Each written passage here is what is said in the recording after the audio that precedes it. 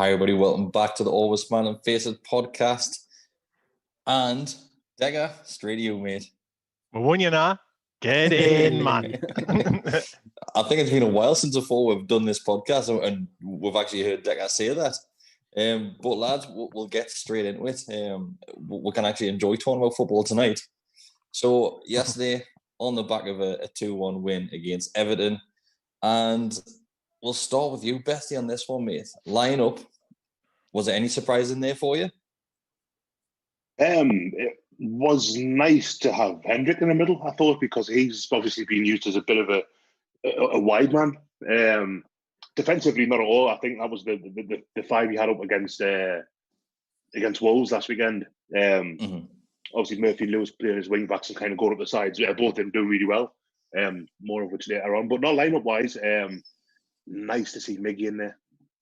Really nice to see Miggy in there. Like, for all it was only a 6 out of 10 performance. More of that later, mate. Don't early there, Bestie. A lot more of that later. It was lovely. He offers so much, and again, we'll go into that more later. But yeah, lineup wise, something that seemed to work quite well against Wolves. So I think he stuck with it, which is the Steve Bruce way, for better or worse. So, Mark, we saw Fabian Schär back in there. Decent performance, I thought. I'm not sure your opinions on it, mate. Yeah, I thought that the back five essentially did well. I think the only surprise for me was Lascelles. Obviously, a lot of talk was around him being injured and whether he would be fit to play. So it was nice to see him on the team sheet and be in there. But yeah, Lascelles, Schär, and I thought Fernandez was absolutely fantastic. But Schär just gave her that something more to carry the ball out from the back that we sometimes miss when he's not in there. Got one front foot a lot more. But he's one of your favourites, isn't he, Decker? Fabian, you've always said that he's really comfortable on the ball, and he's probably the only centre-back that we've got there now, obviously on the back of Lejeune leaving on loan. He's probably the only one who looks comfortable with the ball at his feet. Absolutely right. I think go back to when we had... I'm going to say his name here. When we had Rafa. Hang on, what time? Christ, we're not even 3 minutes in. I know, sorry. We used to have Lejeune on the left and then Schär on the right of the three, and there was such a lovely balance there. Both of them could bring the ball out and spray it around, and But I think Schär definitely suits playing in a back three rather than a four. And I think I said this last week after the Wolves game. I don't think everyone was in agreement with us, but for me, I said playing with five at the back's the way forward. I really do, and I said it last week, and I'll say it again. I think we'll have to play with three centre halves, and I think by we're doing that, I do think we're seeing a better Lewis by playing three at the back, because I think it gives him a little bit more license to go forward. That's just my opinion. Have we gone back in time about 2.5 years here? I'm sure I used to bang on about the five at the back then, and kept it up for a long while, didn't he? Well, me? You. What, in a bad way there? Sorry, I missed that. No, I'm saying you just used to always... That was a theme of the podcasts back in the day. Yeah, Decker used to be crying out for this formation, didn't you, mate? Yeah, I did, yeah. A few years back, and then it happened, then it stayed that way for quite a long time. Yeah, I just think it gives you a lot of it gives you an incredible amount. The spine of the team is absolutely solid. You would hope to be. And if you've got good attacking fullbacks or wing backs, it's got the recipe of being a really good formation. But I know we'll come on to later why possibly certain players, one in particular, might not really suit it. Yeah, so I want to go look at the middle of the pitch now. Longstaff made his return, Bestie. Thoughts on him, mate? Longstaff's a bit of a funny one, because you don't really know what you're going to get with him. I mean, that first half a season, when he kind of broke into the team, he was excellent. He looked at the comparisons of Michael Carrick were being made, and obviously he was apparently subject to quite a sizable bid from Man U around that time as well. And he got injured. His form suffered a bit. He's not really been the same player since. However, I thought he did very little wrong. And on Sunday afternoon, there he was excellent, to be honest with you. It was a bit more like the kind of Longstaff of old, if you can call it, say that about a 23-year-old. I know I've certainly said it a few times that I feel like he gets lost in the game a little bit when he's too deep. But I thought he just looked really solid, really steady, and maybe having Hendrick alongside him might have been part of that. And he's got an outlet with St. Maximin there as well, and Wilson.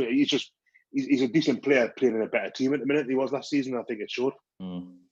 So I think both centre midfielders, both Hendrick and Longstaff, probably went the game without getting noticed a great deal, just done the job, and obviously relied on the rest of the players around them. But I want to focus on a few players before we dive into the game itself. But mentioned him earlier, Mark Fernandes. What a game he had! Yeah, he was excellent, wasn't he? He was just solid as a rock. Nothing phased him. Nothing got past him. Calvert-Lewin was practically invisible for the majority of the game. He was just like pocketed very, very well by all of the three at the back. But Fernandes just read everything fantastically. He was always available for a pass across the back three and getting us onto the front foot. And he linked up well with Lewis, obviously alongside him to the left to get us on the front foot. Clattering players as well, mate. Like you said, judging it really well, and he wasn't scared to go in and tackle that the weekend like yesterday. He just, I don't know.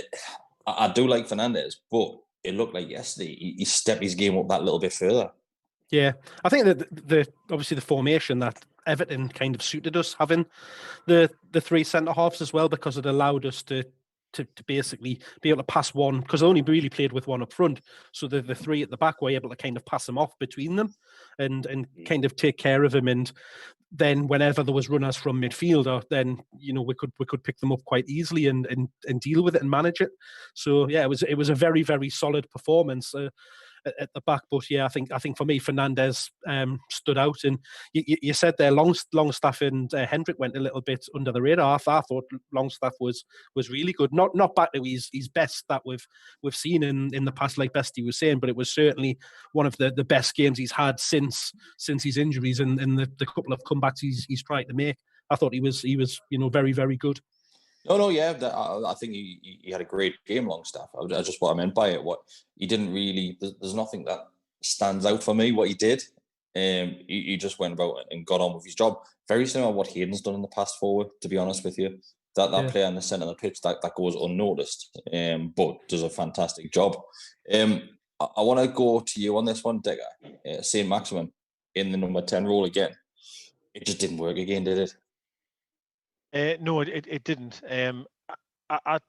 I was thinking about this today, actually, because we spoke about it yesterday. I do think that he will come good in that position. I just think he needs a bit of time because he's only played there twice. I do think, obviously, looking at it just as what we've seen so far, yes, he looks better out wide. No question about it. Coming in from the left-hand side suits him. He has more time to be able to turn with the ball and run at players. Yeah. It doesn't mean that it's not going to work. I just think at the moment, though, it definitely looks like he's more suited to being out wide. Just to touch on Longstaff, because I know you just have, I thought he was absolutely outstanding. I thought it was one of his best games, definitely since maybe coming back from the injury. And I think we'll have to remember, I think that injury was a real serious one as well. And I think it has took him a long time to get over it. And also, I think with Longstaff, I know you've asked us about Saint, but again, maybe playing with a 3 in the middle might just, because normally it's a 2, it's normally him or Shelby or him or Hayden. I don't know if by playing 3 in the middle there might just help him out a little bit. So who knows? Yeah, maybe. So Maximin for me is a number 10. I mean, for all it, we said it hasn't worked as well as it might have done. He still had the best chance in the first half. He should score for me. Like, it's really good work by Aaron Wilson. Yeah. And he caused trouble in the second half as well. He's still a threat. Like, I thought he played okay. It's the thing is when he's on the wing, he can do his tricks. Like, he's only got one side to worry about. Whereas in through the middle, obviously you've got players coming from all over the shop. Like, so, but he's still, for all, I wouldn't say he was like ineffectual or anything like that, which seems to have been what's been said like online and stuff. But he's I think if he scores that chance that where Wilson puts him through, he gets talked about differently. Yeah, so it gives him confidence, doesn't it? Gives him a big boost if he puts that one away. But I think it was just a bit too busy in the middle for him, isn't it? He doesn't have that time to go on the run, and he can get crowded out more easier in the middle when he's got 2 or 3 players around him, where when he's out on the wing, he's definitely always going to have one up against him. Sometimes they double up on him and he can cope with that, but in the middle of the park he doesn't have that luxury of the time and also the space to be able to just knock a ball and run with it, which we know that he loves to do, dribbling with the ball. There isn't the room and space to be able to do that in the centre. So I think what you'll find, as I mentioned, when he gets used to the role, when you play number 10, you don't always have to stay. You know what I mean? where you imagine a number 10 would play. You can occasionally drift out to the left, drift out to the right. This is what I want him to do, is have a bit of a free role. Obviously, I want him to be close to Wilson at times. Of course I do. That's why he's there. But I think to give him the license to 1 minute be out the left, one be out the right, then come through the middle, as best he commented. If you think of the chance that he had, he burst from the centre of the field, and probably should score, of course. But yeah, it's a strange one, because last week Bruce had said kind of in the pre-match that he was essentially given St. Maximin a free role, but you didn't really see that. He did tend to stick very, very centrally. Like you're saying, if he did that, like you're saying, go out to the left, go out to the right, pop up all over the place. Like I'm not going to compare him, but like Messi does, where he's all over. Like he's better than Messi. Three, we already know that. But like he plays on that kind of role, but he'll pop up on the right, he'll be in the middle, he'll be on the left. So if you saw a bit more of that, that's when he will be more. Affect more the game in that position. That's what I'm hoping will come over time. Who knows? Yeah, so you all touched on it there. That chance, obviously, it's just to touch on that one. Once again, this is what Almiron brings to the team, and me and you spoke about this deck on our instant reaction after the game. Miggy picks it up on the edge of our box. He turns, drops a shoulder. Player tries to bring him down, keeps on running. Many of the players would have just obviously took the free kick. Not Miggy.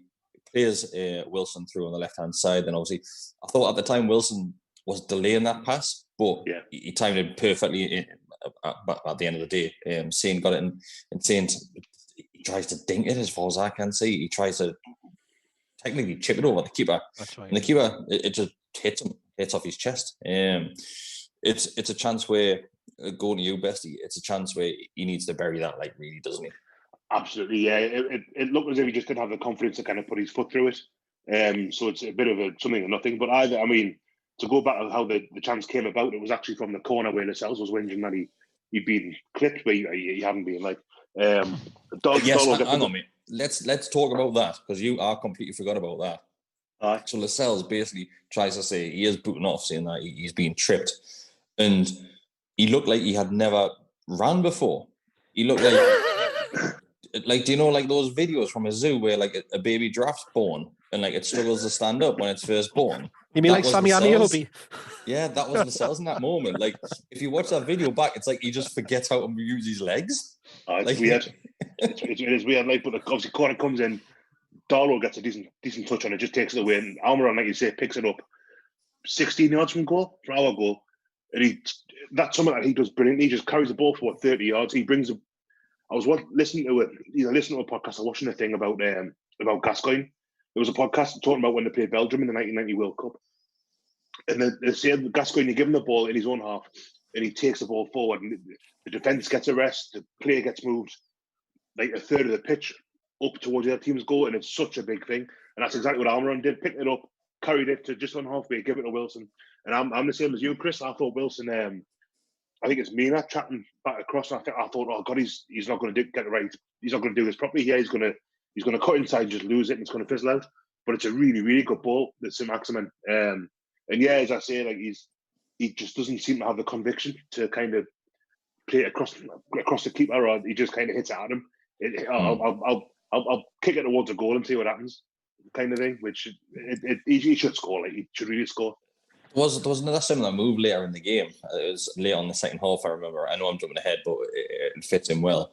Almiron, he does the same thing where he picks a ball up and he just sprints, and he's in their half, probably not too far away from a corner flag, and he passes it back to Hendrick, I think it is. Then that ball slowly starts working its way back to the keeper. And if I'm Almiron there, I'll be like, are you fucking winding me up? I've just ran from that same spot with the ball, and you just kicked it back the way I came from. There was a moment where he went on a run down the left-hand side in front of the dugouts as well, and he just seemed to be running into like a dead end, and then all of a sudden he just stopped, turned back on himself, and started going back in. And I was like, how the hell has he done that? Because it looked like he was going absolutely nowhere, and then somehow came out with it and came back the other way and just and got across the pitch again. He's like he's in a swimming pool, just doing laps, just back and forwards. Yeah, he was unreal for me. Like, ridiculous. And that's why I was unhappy a few weeks ago that he wasn't in the team. I cannot understand how you can't play someone that's got energy like him. And touching on that moment for when Saints should have scored, I mean, the bravery he shows to pick that up in his own box and not just clear it, to have the ability to try and beat a man and then start an attack. Bestie touched on Gaza there, and I'm not, the next person I'm going to say is not Gaza, but it reminds us a lot of Gutierrez for us, when Gutierrez used to get the ball when we were under serious pressure and would just travel up the field, and get a free kick or whatever. And I used to love Gutierrez for that, because he was very brave, even when we were shit and the fans were really against the team and all that. Gutierrez would be the one that he'd have the ball, he would carry it, and Almiron's very similar to that.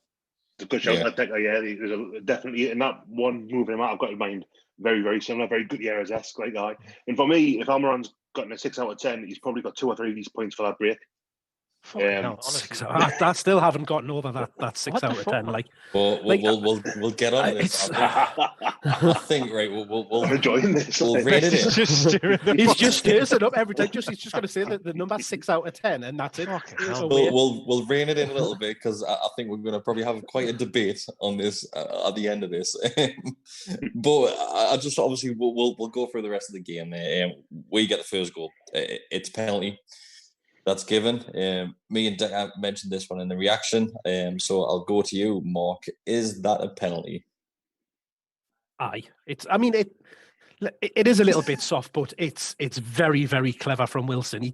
To get himself from, obviously he's standing on the keeper's toes, like when the corner's getting ready to take it, and he just makes like a quick movement to the near post, and the defender just doesn't even know that he's appearing and getting there. So he's swinging at the ball to clear it. Obviously, Wilson pops up in front of him, and he just kicks him up from behind, doesn't he? And yes, he makes the most of it. But is the contact there? Yes. Has he kicked through the back of him? Yes. It's a penalty. Bestie? Every day of the week. Every time. That's it. I mean, it was a Gomez, the defender. He's unlucky because he thinks he's clearing the ball, but Wilson, Mark said there, Wilson's really, really clever. He just kind of a nip in front. He knows what he's doing. I saw a thing on Twitter afterwards yesterday. He's getting interviewed and he says, "Oh yeah, I knew I was going to get hit, so I just got in between him and the ball, and that was that." And I saw fans of like teams that aren't involved in the game. I'm sure I saw like a West Ham fan.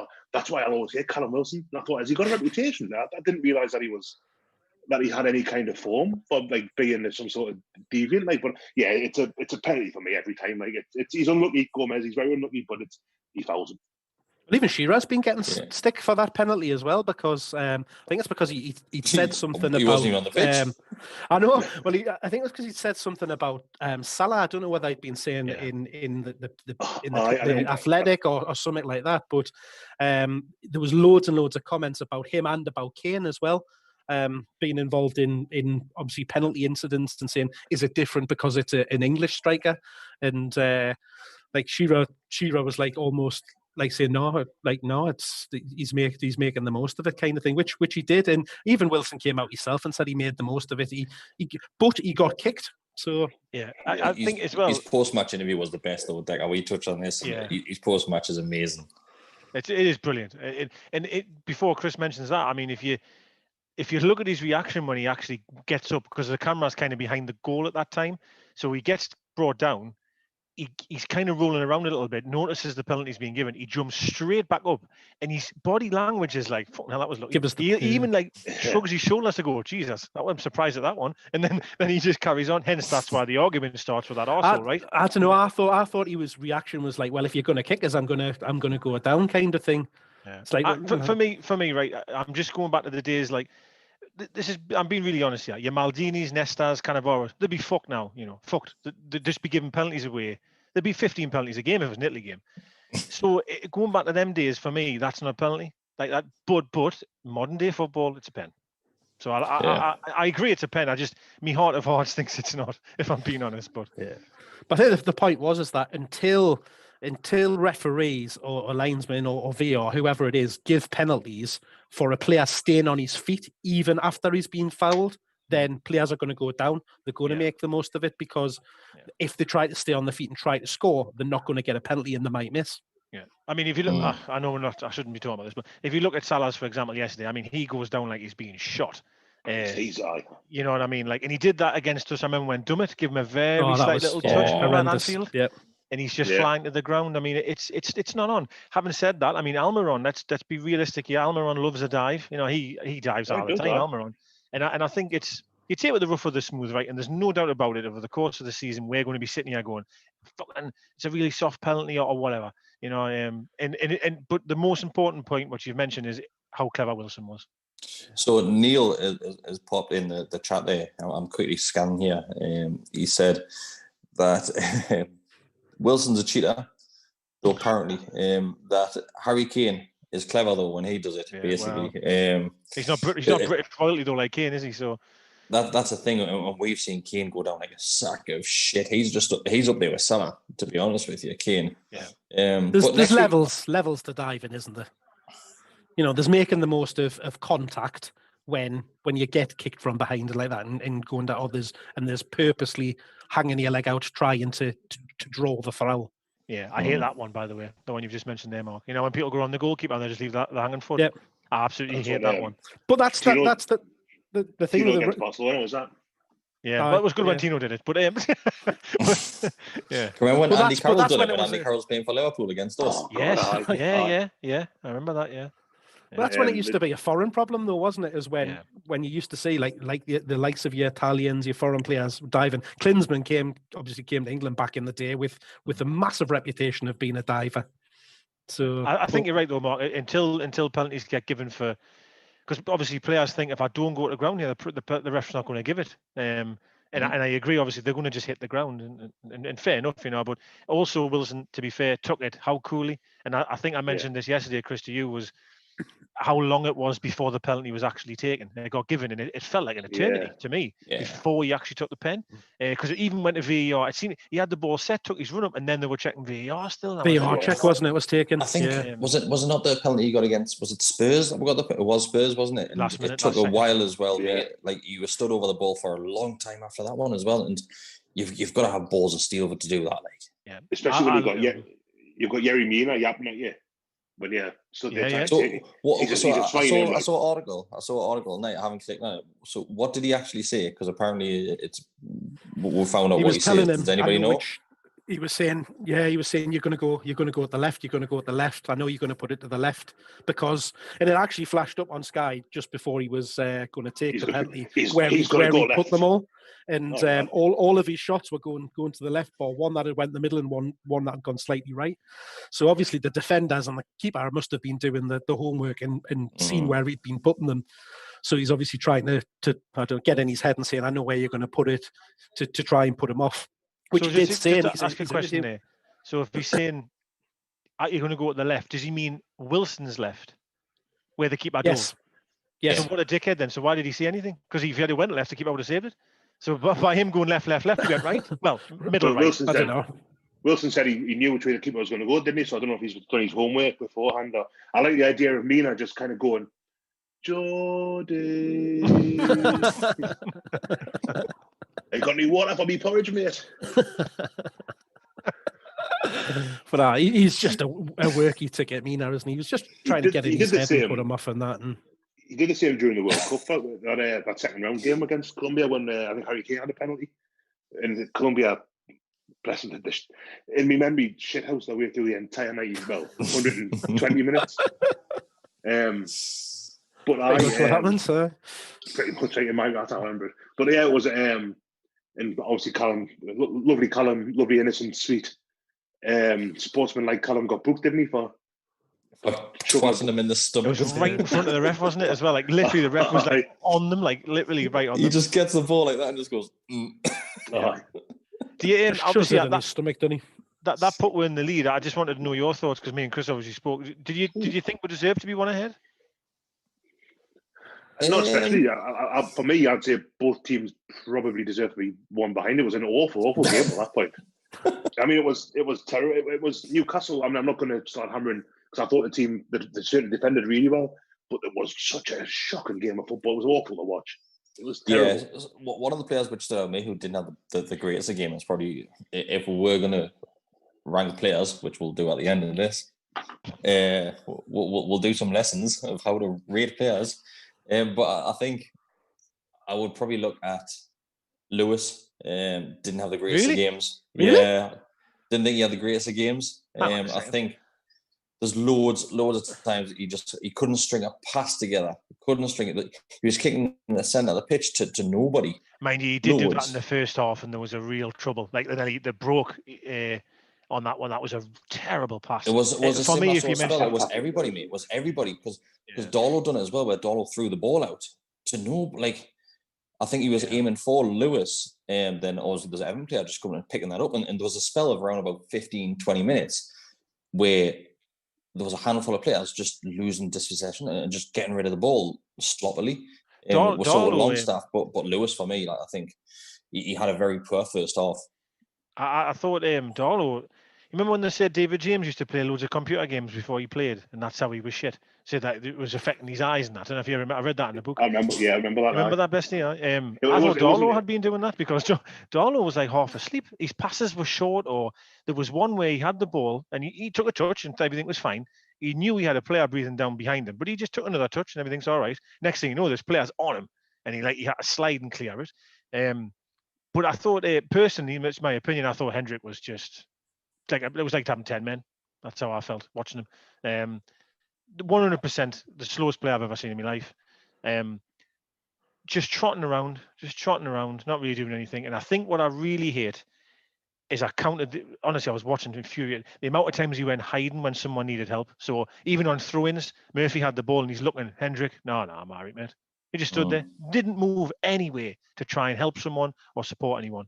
Hayden will just crawl back into that starting lineup for me. Yeah, no, I agree. We'll quickly jump over to our second goal. We saw a couple of substitutions, and obviously before that, but I think it's quite a big talking point on the subs, so we'll come on this because there's been a few questions. But Fraser comes on, and so direct. It's the winger that obviously Saint's got the trickery, but Fraser there, like, he looks rapid as well. He looks like nothing can stop him. He's that horrible sort of winger that you don't want to play. Similar to like Shaqiri, and obviously that build where he's a small, like, stocky lad, and you just kind of get near him. He's exactly that. I mean, for the goal, which I'm sure we'll come to, like the way. I mean, it's a brilliant ball by Lewis, like down the wing. Really, really is a good ball. In fact, you know what it is? But even before then, Jeff Hendrick plays the ball to Lewis and across the middle.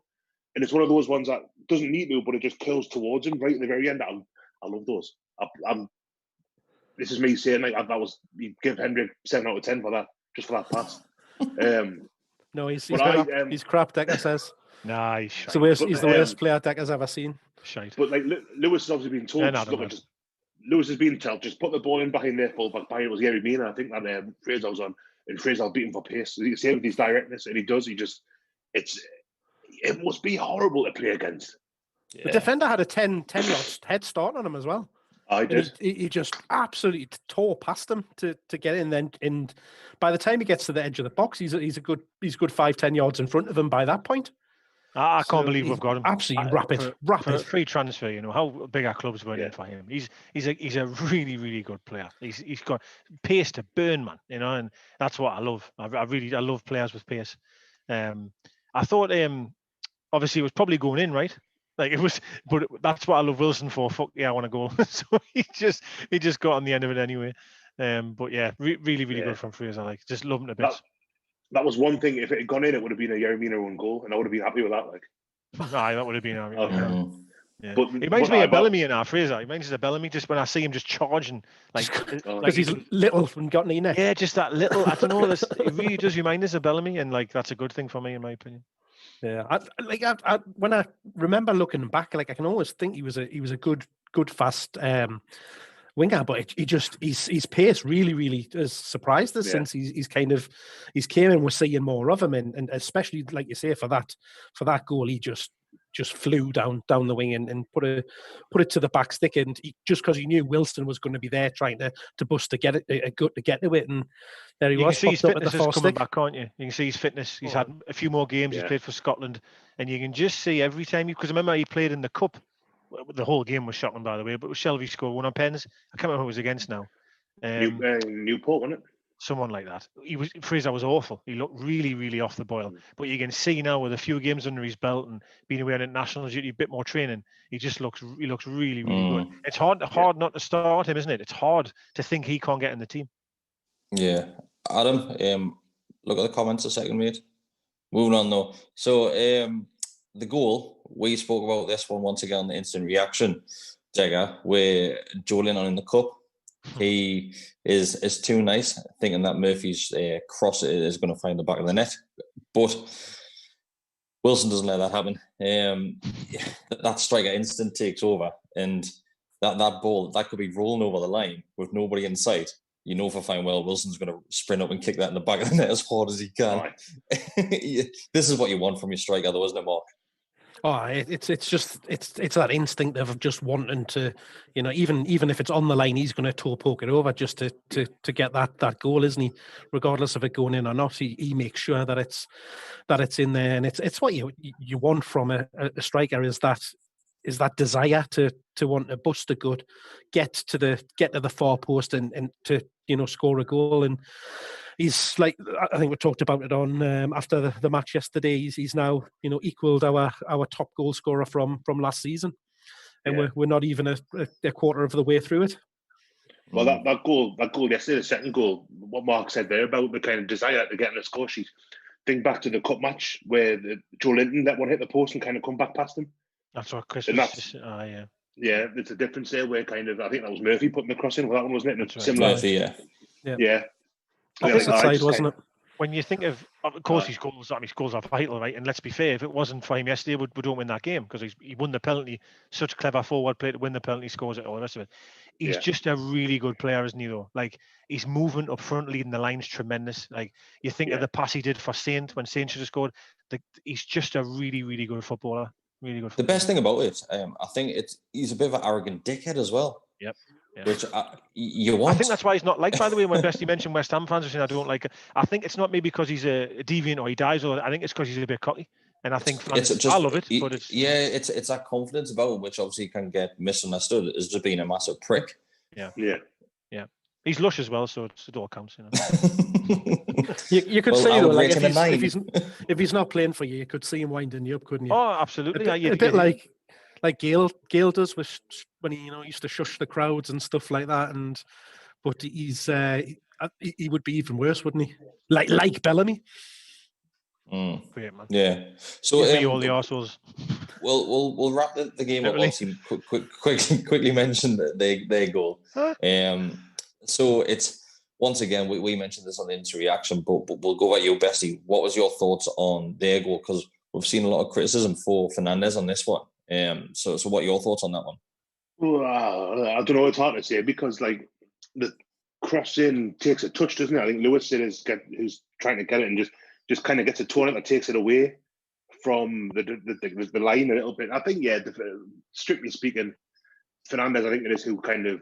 I was watching Calvert-Lewin's movement, and he kind of starts off in the middle, comes in the back a bit, and it looks like he's going to go to the front post, and then he kind of zigzags a little bit towards the goal. And if you're going to be harsh, I'd say either one of Fernandes or maybe Lascelles, just thinking about where the would be in position at the time, should probably have done a bit better. But it's one of those where when you're 2-0 up against Everton going into injury time, thinking how the game ended at Goodison last season, like as soon as that goal goes in, you think like, oh god, this kind of happened. Yeah, so I'm not sure if you picked this up, Mark, but Darlow's positioning. Me and Decker noticed this. Did you notice anything about Darlow? No, I'm trying to. I kind of think. So if you look back at the goal, so if you look back at the goal, Darlow is literally crouched down, hands on the pitch or the grass, ready to collect that ball. So it seems like he's obviously shouted for Fernandes to leave because you see Fernandes' arms go out like that, as if he's got the shout, and he's letting that ball roll to Darlow because the less than a metre away from each other, really. But then obviously Everton striker comes in, nicks it, and then obviously puts in the back of the net. But it looks like to me that Darlow shouts for Fernandes to leave that one. Well, you noticed, did you? No, I didn't. No, he definitely does. I think it's kind of like when when someone passes the ball to you, and the sort of the saying is, just move towards the ball. Like if Darlow had done exactly what he did, but he's standing waiting for the ball to come to him, like a catcher. Do you know what I mean? He's waiting for the ball. If he comes towards the ball, if that makes any sense, with the same motion, then that probably doesn't happen. But he's waiting for the ball to come to him, and unfortunately, obviously, Yeah, I don't want to be too harsh either, because he pulled off a couple of decent saves throughout that game. That one that he tipped over the crossbar later on in the game as well. Yeah. He done all right. He done all right. I think that's got over that one, man. It's a funny one because, well, you think of Longstaff's chance as well when their keeper made a really good save, and you've had Sain's chance, and I didn't think he was too busy other than towards the end of the game, but that's natural. They were chasing the game. It's natural they're going to be a bit more under pressure. I think one thing I do want to say quickly before you move on is a lot of times when we win a game, or it's always what it has been recently, but keepers had to make 100 saves, so it's always we only won because the keepers made 1,000 saves. Then we win a game and it's but it's only because of Saints. We'll just all defend, give the ball to Saint and hope for the best. Saints played poor-ish the last couple of games, and we're praising other players that we've been praising. Fraser, we've played. Now I'm hearing, it's only because we've got Wilson scoring goals. How many times do you want to move this? It's only because of. Does that? I hope that makes sense. What I'm trying to say there. Yeah. You're always looking for a kind of scapegoat almost, or a kind of reason to not give him too much praise there. I think you're right. And going back to the Darlow point, because if you know what I'm like, if I am presented with the opportunity to stick the boot in on Carl Darlow, I will do. No, he did do that. He did kind of. You do see he's anticipating that the ball's going to come across the face of goal, so he's going to collect it. And it made me think, just when you were talking there, that the goal we conceded at Tottenham, where the ball comes across the 6-yard box, and he kind of anticipates a touch, so he kind of spreads himself. It goes through to the back post where Lucas Moura has kind of managed to make Matt Ritchie forget about when he puts it in. So it's not a criticism of Darlow necessarily. It's just maybe that's what he does. Maybe a lot of what he does is kind of anticipate rather than reacting. And it's served him well. He's done well this season for the most part. And I mean, I think it would be pretty harsh to blame him for that one. Although I do think that one that he tipped over the crossbar was going over. Yeah, I'm just watching it back there now. Like I can see, like what you mean now. Fernandes like kind of opens up his body like to leave it for the keeper. But I think Chris to be fair, the striker does well to get in there. That he shouted to go keepers, you know. Yeah, Calvert-Lewin does really well. Adam made the point on YouTube as well, saying that even if your keeper calls for that, just deal with it. Yeah. Like if you've got a chance to clear it, do it. Now I think I agree with that. Yeah. Oh, right. So there's two things which I want to touch. Well, it's the same scenario, but two different players involved. Can you not wait until we're finished before you start touching things that you want to? Two things that you want to get involved with. I've been doing it for the last 20 minutes. I've been doing that. So Bruce substitutes two players, different times, but one of them being Almiron, who was not happy. Steve Bruce taking the smile off Almiron's face, the only man on the planet that can do that. Repeatedly. Oh, I feel so sorry for Miggy when he's not smiling, and it's all Bruce's fault. But he takes him off, not happy at all, can tell. And was there a bit of bad blood when he goes off the pitch? Because Bruce's head's down as if he doesn't even want to acknowledge Almiron when he's going off the field. I think it's because I was going to say I think it's because he'd had a good game, but apparently he didn't. He only had a 6 out of 10 game. but so I think he's disappointed to be taken off because he has played so well, and he wants to obviously kind of make it through to the end and really cement the performance that he's put in and the effort that he's put in. And Bruce kind of is looking at it and thinking, right, well, maybe he just need to tighten things up and make sure we'll make it through to the end with the 3 points, which is why I think he makes the substitution. So next one, we'll go you on this one, Decker. Wilson, he gets taken off. He's got a brace. He's obviously looking for his hat-trick, and he gets taken off. He's not happy either. Well, he's obviously not happy because we've spoke about his attitude, haven't we, in scoring goals and a bit arrogance. He will be thinking, there's only a little time to go, but I might have a chance of getting a hat-trick. So, he wants to stay on the field. The Carroll substitution makes a bit of sense, right? In a way, because probably Bruce is thinking, it's getting late. We need someone, that can hold the ball up that end, but can also help with defensively. However, by bringing Carroll on, for me, just invites pressure, because I just feel that it isn't going to stick as well up there. It sounds daft I'm saying that, because obviously Carroll should be able to hold the ball up, but I feel like Carroll's more of we're shutting up shop, and when you get a corner, we'll deal with it. But I kind of feel like that's inviting pressure. The Almiron one, I just cannot understand how Longstaff didn't come off. because I just, no offense to Longstaff, the poor guy was blown out his arse. And it just felt to me that Almiron's energy is just key. As I keep saying, it didn't look like he was tiring, in my opinion. But poor Longstaff really. I even think, honestly, when the number went up, Longstaff must have looked and thought, "Fuck, that's not mine." I honestly think he must have been a little bit like, because he was blown. So you mentioned that your Candy Carroll coming on the pitch there and being good at defending corners. The first corner I think they got, he nearly headed it in his own net. Yeah. It was back to the keeper. I knew what he was doing. No, I'm joking. No, of course, it was bloody hell. I shit myself. But again, I just think that's why he got brought on, was the defensive mind of, he'll win the headers, he'll be brave for when we need him in the box, etc. So to be honest, I can kind of get behind that one. The Almiron one I just thought was very, very strange. Speaking of headers, there's another header which I want to mention from Longstaff.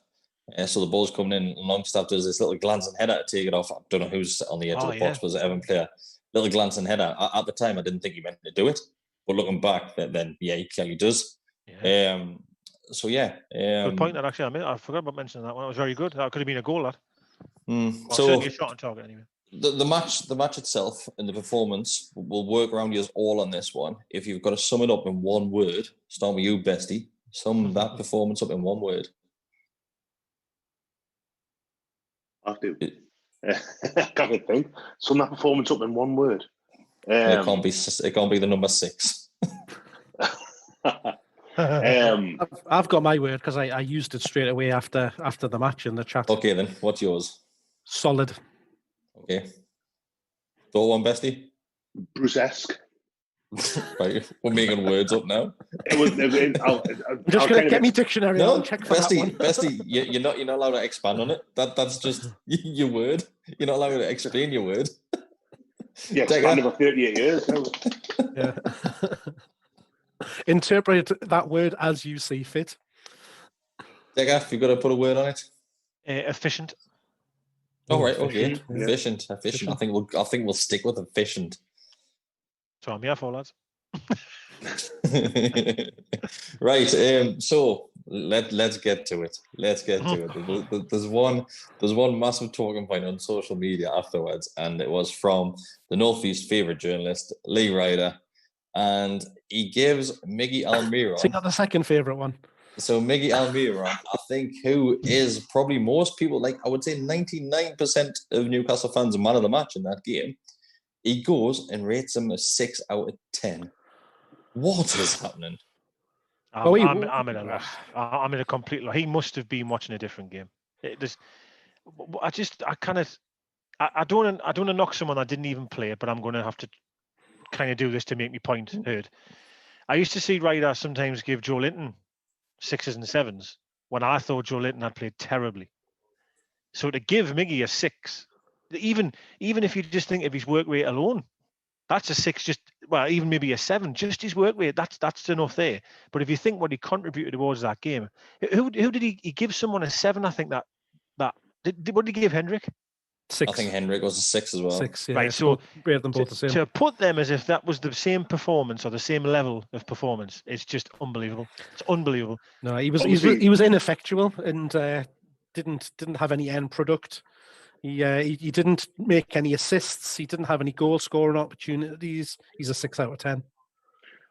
Obviously, Lee Ryder's kind of renowned on Twitter, at least, for giving Paul Dummett a 7 out of 10 every game. I made that very comment. So, I mean, Dummett, I don't mind Dummett as much as some people do. I think Dummett's pretty solid, but that yesterday was apparently 10% worse than an average Paul Dummett performance. He gave Paul Dummett a 7 and he wasn't even in the squad. He was one worse. You should just give Dummett number 7 shirt when Carroll packs it in like that. Did anyone see? Obviously, because bearing in mind, right, I must have getting some shit, right? Like, on social media. Did he respond to anyone? Yes. Yeah. So how did that go then? Basically, he just said it was his opinion. He was right. Right. Responded by saying, "I'm right." Well, everyone's got an opinion, but when your opinion's that, wrong. I'm sorry, it means it's totally wrong.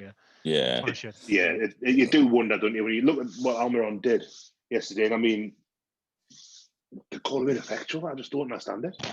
But there's loads of people out there that think that as well, though. That think Miggy doesn't bring anything to the team. That yes, he runs around a lot, but he doesn't actually achieve anything. Them Sunderland fans. They're Sunderland fans. No, this is Newcastle fans, and yes, to a certain point, I can understand that because he does sometimes just run around a lot. And if you look at based on statistics of key passes or assists and things like that, then yes, he doesn't score very highly. But just for his defensive work alone, yesterday was outstanding. And this is from a forward player. So the way he gets up and down that pitch, puts in tackles, tracks back. I woke up in the middle of the night in cold sweats thinking about that 6 out of 10. So I've got the ratings in front of us, so we'll go through them. So Caldoro gets a number 7. Probably agree with that, to be fair. 7.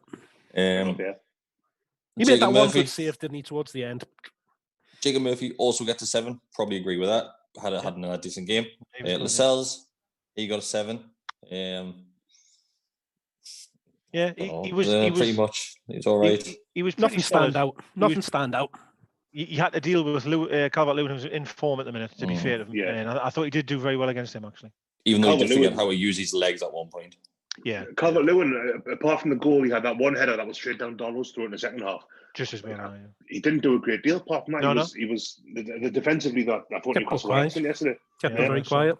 So Fabian Schär got a 6. What? I didn't even notice that one. He got a 6. Oh, Schär. Sorry, Schär. No.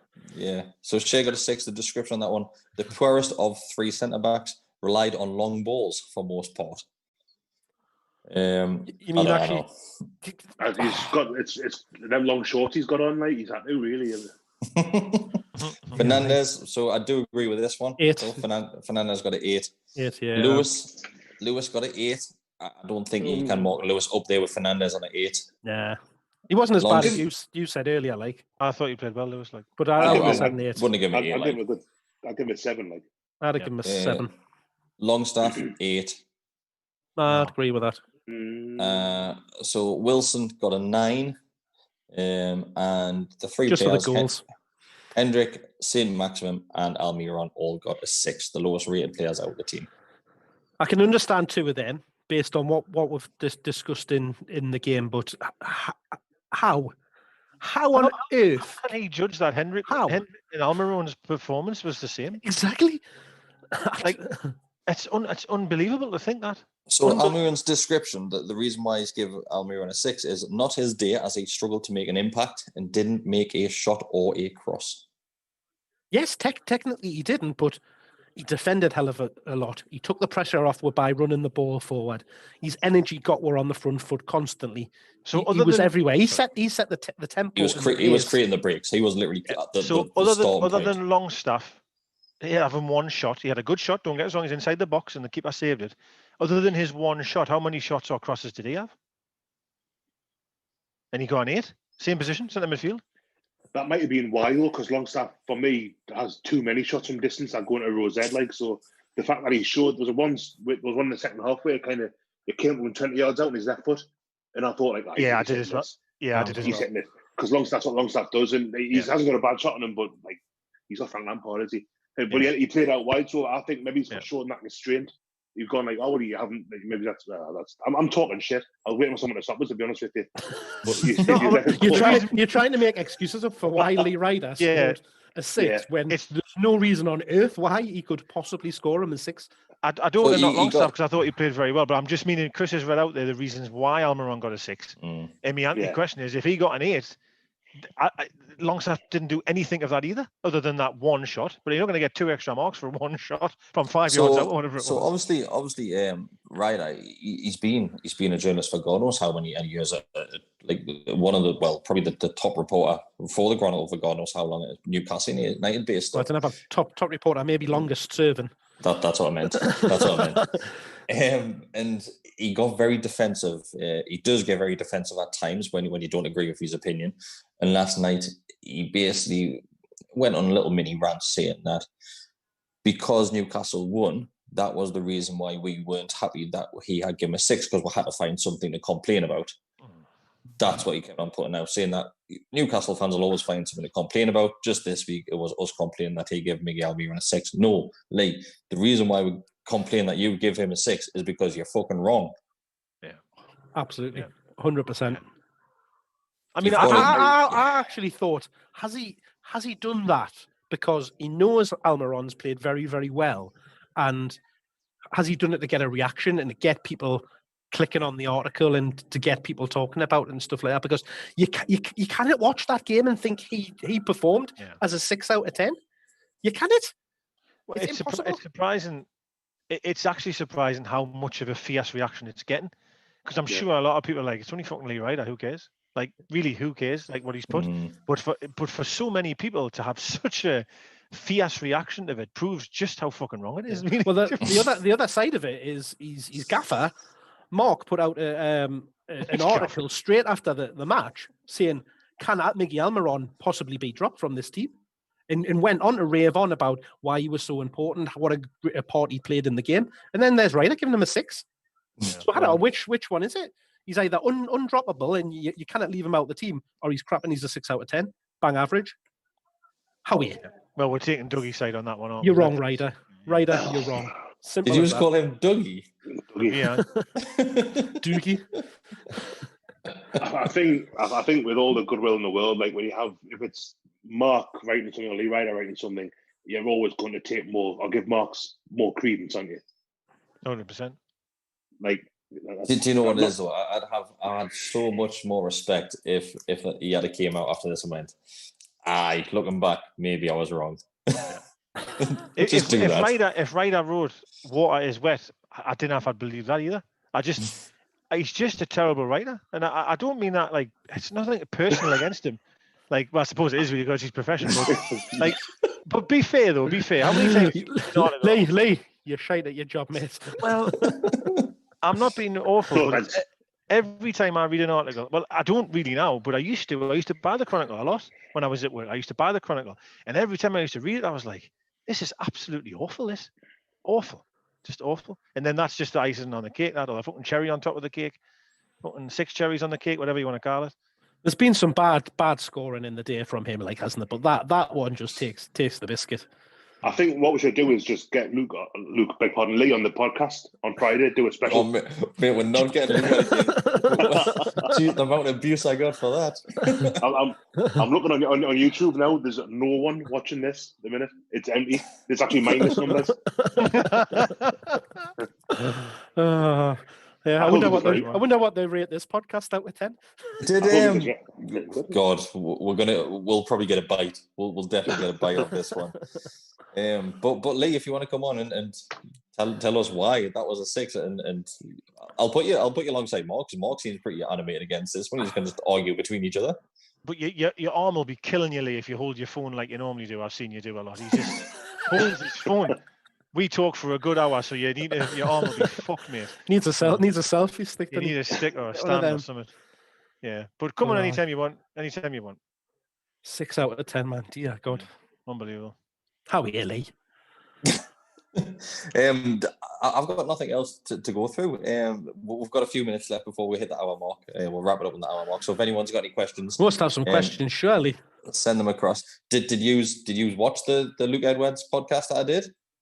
Mm-hmm. I did. You know, I did. Yeah, I couldn't come on, but yeah, I watched it. So for everyone, all the comments were saying, "I'm now watching this YouTube channel again." Blah blah blah blah. It's been one of the highest numbers. We can see that by the people tuning in tonight. It's just people just overreact. I mean, I'm going to be really honest as well here. How many fans were like, "I don't even care what happens in Newcastle. I've lost all interest in Newcastle. I'm not watching them again." Same people are on Twitter going, "Yeah, you watched that shite on Saturday." Well, you said you weren't going to fucking watch it, man. So if you're not going to watch it, don't watch it then. But it's the same. It's just people just have this instant react. Like, you know, they see something they don't like and it's like, right, I am good. Like the team sheet. Look at when the team sheet comes out. Jesus Lord. Like, you would literally think Bruce has named himself in the starting lineup, the way people go on. Like, just settle down. Let's see how it plays out. But it's just, as soon as the hour mark before the game, you know, when I go on, there's going to be hell to pay. Like, going back to what you mentioned, sorry, because I've totally changed the subject. I thought it was really good, actually. I thought Luke came across very well. I was personally on board with him in regard to the takeover stuff, where he was the only one I remember was saying, listen, like, I'm not thinking it's that sweet. Like, everyone else, George included, was saying, there's no red flags, everything's great. And it wasn't great. It really wasn't great, was it? And Luke, to be fair, was trying to stick by his guns and say, you know, this could actually be a bit of a problem. And I think the problem Luke had was the fact that he kept on mentioning Henry Maurice. It was yet to be seen. Yeah. That's the problem. But even he admitted though, like, Ari's fair enough. He got it wrong, but fuck me. Like, who doesn't get something wrong in their life? No one's perfect. Yeah. You know, So we'll end the conversation on kits because all four love talking about Newcastle United kits. So rumours going around that Castor, they are rumoured to be Newcastle United's new kit manufacturer. Current Rangers ones, so obviously there's got to be some link with Ashley somewhere down the line on this one. Thoughts on that one, lads? Start with you, Bestie, because I know you love your Newcastle shirts. I've just had a look there, and they've got like the footy headlines have put like concepts out, and they actually look really good. The Rangers shirts are quite smart. I think I've nere heard of Castor or Castore before then. They do Andy Murray's kit as well now. Yeah. And that was it luxury sport now. How you get premium performance. Premium. So premium performance sportswear. I don't mind so much. I mean, Puma have had a really bad reputation since they've had Newcastle, but I don't mind most of Puma stuff. Like, I mean, I'm kind of the part of it is everyone wants Adidas back. Everyone's saying, you've got to have Adidas back because of like basically because of Grandad colour shirt that people love and bang on about. And fair, it was a good shirt, like, but look at what Adidas do now, and it's just template stuff. It's the Sunderland shirts have been when they were with them were shite for the most part. Sheffield United shirts are shite. It's only the really big clubs now that the big manufacturers bother with. Like Arsenal Adidas now, Real Madrid, Nike with Liverpool now, and Tottenham are bespoke. Newcastle actually are one of the better ones with Puma, because of how they don't just get all the shite that likes of Rotherham or Fleetwood or like Plymouth get. Like, they get like a good bespoke. Or the one behind Chris at the minute, the purple one. I mean, there's no one else getting anything like that. So I'm interested to see what they come up with. I'm less snobby than I used to be. For me, it was either Adidas, Nike, Umbro, or now I wouldn't be interested. Like, but I'm looking forward to seeing what they come up with. As long as me one kind of caveat is that they've got to sell a long sleeve version, because the last couple of home shirts that we've had haven't been available, and it's a crying shame, lads. Crying shame. Never knew that, mate. I've always looked for a long sleeve one, which is why I've. Yeah. Well, the good news is that the Rangers ones are available in long sleeve, so you would think the precedent's there from that. But I mean, I think their kits look great, and I'm the same as you, Bestie. Like thinking of the big name manufacturers, but you then look at the likes of some of them that have came through in recent years. Like, yes, they were well known. There were known names, the likes of Under Armour, New Balance, and stuff like that. Yeah. But they've came out and weren't really renowned for having decent football shirts, but they've really came on in the last year. But when you look at the clothing that these guys are putting out, which is a British company, a couple of brothers based in Liverpool, from what I've read, it looks nice. It looks designed well. It looks like it's good quality, and you kind of say that for a lot of the football shirts that you get, they normally I like polyester and that kind of thing. So I like that it's someone new. Like, it's hopefully new templates, new ideas, new designs, rather than the same templates you get all the time. So hopefully, that's it. You're not going to get something that just that some other teams got it, but in just a different colour and stuff like that. Well, you're going to have one-off shirts. Our new home one, it worked. There's a picture of some West Brom player on the wall, and it's the same one from 2 years ago we've got now, but it's what West Brom had, and that's really cheap, isn't it? It just pisses you off, that. But the Rangers one, they've got like a premium version out, haven't they? I think I sent you the photo. Like, I don't know what they've called it. It's like I don't know. They've obviously got the one they'll play with, but they've got retro one. They've got retro one. And then they've got I think they've got about 3 or 4 kits actually. In the same, like in the keepers, but they all look very, very nice. By the way, sorry, is it definitely them, or is it just a big rumor? Nothing official yet, but that's all of the talk is that it's them. Let's be honest though. Deal. Just wrap everything up on the kits. It doesn't matter who manufactures the kits. For fine well, everybody's going to complain about what's on the front of the shirt. And that happens every single season because people still aren't happy that we don't have Brown Ale as a sponsor, even though Brown Ale don't want to sponsor it. It's the weirdest thing ever. I'm not going to say it. It doesn't matter. I'm not going to say it. Move on. He was going to say something controversial, wasn't he? I'll tell you it's off here. I don't think it is controversial, but I do want to get wrong. So. Decker wants Wonga back. No. Sports Direct. That's what he was going to say. no, that definitely was not it. You heard it here first. Decker says he wouldn't care if it had Sports Direct on the front. Right, so we'll wrap this one up. Everybody, thanks for watching. Thanks for subscribing to the channel. If you haven't done so already, like the video, sub to the channel. Thanks to Geordie Gifts as always for sponsoring the podcast. You can see their website has been across the bottom of the screen all night. I can see Adam's done some random little fancy bits as well, which shocked me because I wasn't expecting that either. The kit's appearing on the screen. And we're off to record a Patreon special right now. 5 things we learned about Lee Ryder. 6 things, you mean? See you later.